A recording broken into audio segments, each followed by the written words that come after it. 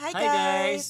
Welcome back to our channel. Good morning! Good morning. And in this video, ayan, meron tayong bagong update sa panibagong paghihigpit na naman ng Ako Canada. meron na naman! Meron na naman. And regarding Grabe. ito sa kanilang increased power and authority na mag-cancel ng temporary resident visas. Yes. So if you're interested in this topic, please keep on watching.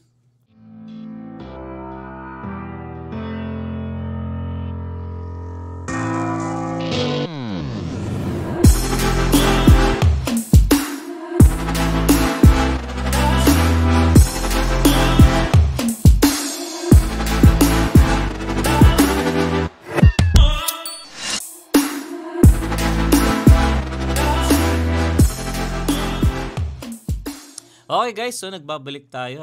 Ayan, so gaya ng sinabi ni Emma, meron na namang bagong, ano bang tawag dito, bad news? Or Na update oo, na dito kailangan alam natin yan para alam natin yung gagawin natin. And yun nga po last February 12, 2025, yan just recently, few days ago, ay latest, nilabas na nila yung announcement na inaamed na nga nila itong regulations ng IRCC, yan affecting yung powers and authorities ng mga ating immigration officers dyan sa border. So meron na silang increased power to cancel and dyan is further scrutinize ang ating mga documents. Lalo na, ayan syempre, kung temporary residence tayo. So hindi naman sinabing maapektuhan ng permanent residence at syempre hindi maapektuhan ng citizens, pero focus sila talaga sa temporary residence. So ano ba yung mangyayari? Ayan. So, pwede pong makansela ang ating temporary visas. Ayan. On the following grounds. First is, kapag nakita nila na you have a ground for ineligibility or inadmissible ka na pala and ginagamit mo pa itong temporary visa mo. So, later on, magbibigay tayo ng scenario or example. So, another reason para makansela ang iyong temporary resident visa ay kapag nakitaan ka ng officer na okay, you have a risk of overstaying here. So for example, ang stay mo lang dito ay nasa 3 months, ayan, pero nakikita nila baka magtagal to ng 1 taon, 2 taon, 3 taon or so, or baka mag-TNT to. Yeah. So, they can like cancel or just limit your stay here in Canada. Naalala mo baby, nanonood ako ng mga border dyan sa YouTube, di ba? Meron ako napanood dyan guys, tourist lang siya pumasok dito. Tapos, syempre random naman yan nung kinausap siya, nakita doon sa maleta niya may mga documents siya ng mga kung ano-ano. Resume, may pang-apply mga ng work. kompleto, basta lahat ng mga pang-apply mo ng trabaho nakita. So parang doon pa lang medyo nagduda yung officer. Oo, kasi nga kung tourist ka, syempre ang ipapakita mo, for example, kung mag-hotel ka, edi yung booking mo sa hotel, or kung na-invite ka, syempre yung invitation letter kung titira ka sa isang bahay ng kakilala mo or friend mo. And then kung may tour ka, ayan, for example, sa Banff, you can show them yung schedule mo or itinerary for your tour. Pero kung kunwari tourist ka, tapos ang makikita sa'yo, resume, yung mga certificate of employment, ayan yung mga pang-apply ba sa trabaho, ay magdududa na talaga yung officer. Yes, halatang-halata naman yun talaga. Bakit sasabihin, tourist ka lang dito pero bakit may mga ganyang klase ng documents? So, problema yun.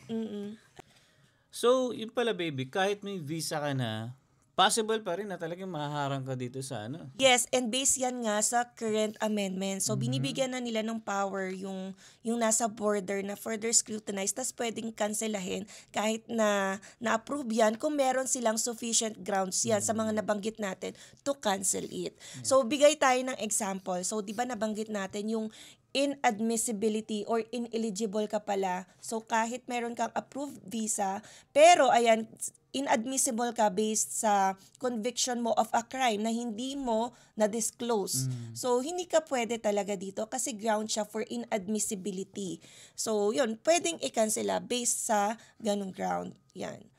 And then ito naman yung nabanggit nga natin, risk of overstay, na kahit tourist ka lang, granted for 3 months or 6 months, pero kung nakikitaan ka na, ay mag-aaral yata to kasi nandito na lahat ng transcript of record sa maleta. Oo. And then yung mga work experiences, magtatrabaho yata to. So sa lungat, sa iyong purpose na makapag-tour or travel, so pwedeng kanselahin yon, hindi ka payagan pumasok, or pwedeng very limited lang talaga ang ibigay sa yung days of stay here sa Canada. Yeah. Pero meron din talagang gumagawa ng mga ganyan no? Yes, yung mga napapanood mo, mahilig kasi siya manood yung nung sa mga sa border control, yung ganyan. Australia, Canada. Pero more on drugs naman yung hinuhuli kasi may mga sniffing Pero dogs. meron din ganyang Yan.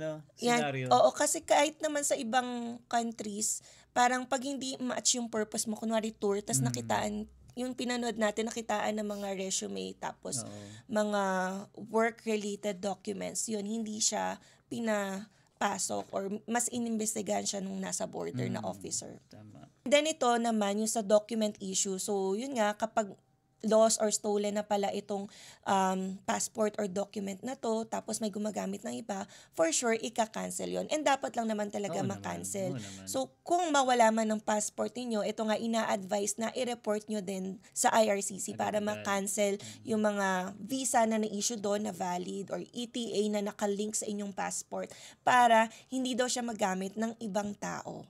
Ayan. Kasi nga, yun yung nakaka-affect din talaga ng integrity ng system ng Canada. Hindi, kaya din siguro nagbigay sila ng ganitong rules. Kasi nakikita siguro nila na marami talaga nakakalusot. Pwede. Pwede talaga. Pati nga ito change in status. Ayan, pwedeng i-cancel yung temporary resident visa na ginagamit mo. For example, kung PR ka na. So, bakit may existing pang temporary resident visa or existing visa sa iyong document kung hindi na gagamitin yon and permanent resident ka na. Yeah. So parang magandang problema lang naman yun. Parang cancel lang naman. Parang hindi na nag-e-exist sa system ng immigration ng Canada.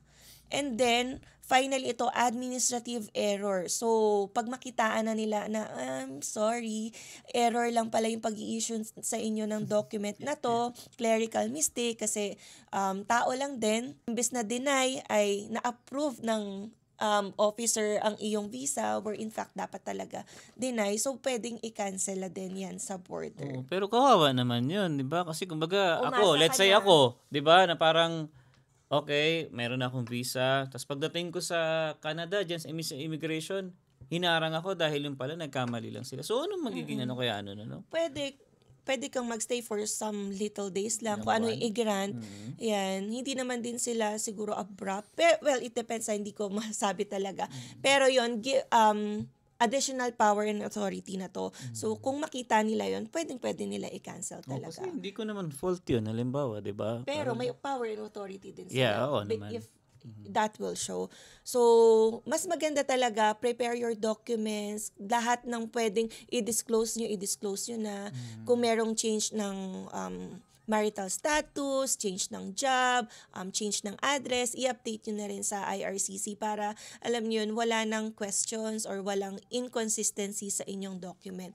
Kaya nga ma-share namin, nung umuwi kami ng Philippines noong January, andito pa lang kami sa Canada, nag-aasikaso na kami agad nung paano pabalik. Kasi ninenervous din kami sa border, baka may hanapin tapos wala kaming mai-present kasi mahirap din na magka-problem, 'di ba? Tapos sa huli ka pa mag-aasikaso. Kaya ginawa talaga namin, guys, umuwi kami, 'di ba? Naalala nyo, kinabukasan pa lang inayos na namin agad yung OEC namin. Yes, and para sa mga uuwi dyan for vacation or for some other matters, no, kung gusto niyo mag-visit ng Philippines for like 2 weeks, 3 weeks, or 1 month, kung ano man, and i-ensure nyo yung documents kasi nga, yung mga officers na to ay sa border ninyo makikita or ma-encounter. Hindi naman sila yung magbabahay-bahay na, in-implement ngayon, magbabahay-bahay sila to check. Hindi. Sinasabi nila na ini-implement nila ito sa border. And syempre, sino ba yung masasampulan? Yung mga nagta-travel. Papasok, lalabas. Ayan. So, pwede kayong ma-check on those grounds. So, kaya, better prepare your documents. Ayan, at least nag-announce sila, isang paalala na, ayan, mag-i-implement sila ng tighter rules and pwede sila ngayon na mas lalong mag-cancel ng temporary resident visas.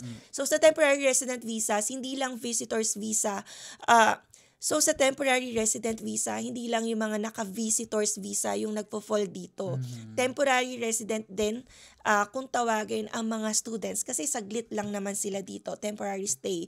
And then yung mga nasa work permit or post-graduation work permit, treated din yan as temporary residents. So as long as nasa ganyang category ka, pwede ma-scrutinize ang iyong visa. Oh, yeah. Speaking dun sa pinag-usapan namin kanina guys, no, dun sa border pa lang, no. Yun nga, dapat ayusin yung documents. Kasi talagang guys, magtatanong talaga yung officer dito sa immigration pagpasok nyo. So, paano kung halimbawa may kulang kayo ng documents? So, mas magiging problema yon.